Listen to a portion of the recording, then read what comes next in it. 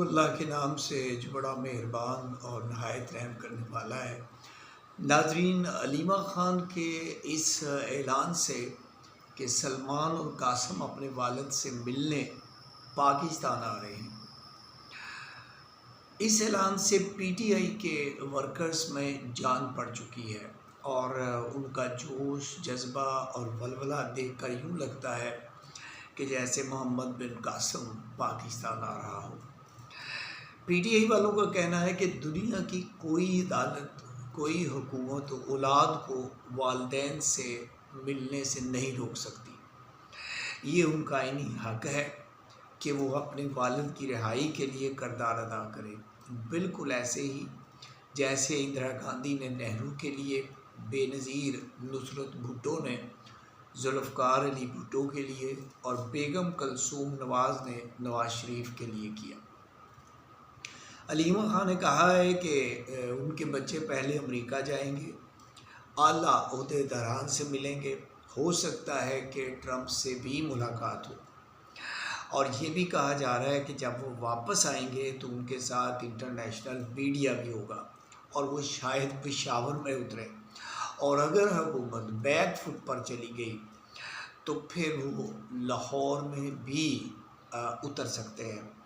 اب حکومت اس لیے خوفزدہ ہے کہ ان کے آنے سے، ان کی آمد پر ایئرپورٹ پر جو ان کا استقبال ہوگا، وہ یہ کہا جا رہا ہے کہ پاکستان میں تاریخ رقم کر دے گا۔ اب مسئلہ یہ ہے کہ حکومت انہیں گرفتار نہیں کر سکتی، اگر کرے گی تو پھر فارغ ہو جائے گی، کیونکہ حکومت کی جو بین الاقوامی میڈیا میں جو حیثیت ہے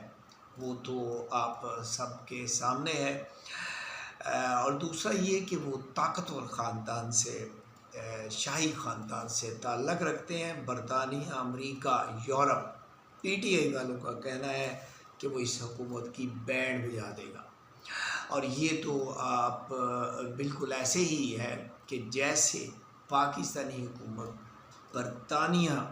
کے کنگ کے بیٹوں کو گرفتار کر لے،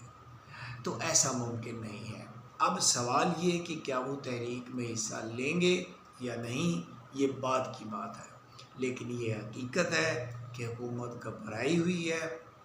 اور حالت یہ ہے کہ طلال چودھری، عظمیٰ بخاری، رانا ثناء اللہ جیسے لوگ الٹے سیدھے بیانات دے کر مزید حکومت کے لیے مشکلات پیدا کر رہے تھے، اور جمائمہ کے ایک ہی ٹویٹ سے سب ٹھنڈے ہو گئے۔ سننے میں آ رہا ہے کہ بیک ڈور چینلز رابطوں میں بڑی تیزی آ رہی ہے، ممکن ہے کہ اس سے پہلے ہی کوئی بریک تھرو ہو جائے، اور ماضی میں پاکستان میں ایسا ہوتا رہا ہے۔ حامد میر جیسے لوگوں کا کہنا ہے کہ بریک تھرو میں جو اصل رکاوٹ ہے وہ یہ ہے کہ حکومت خان سے این آر او مانگ رہی ہے جو مل نہیں رہا ہے۔ اس میں کتنی حقیقت ہے یہ تو آنے والا وقت ہی بتائے گا، لیکن پی ٹی آئی کے ورکرز کے جوش جذبے سے یہی لگ رہا ہے کہ جیسے محمد بن قاسم آ رہا ہو۔ اپنا خیال رکھیے گا، اللہ حافظ۔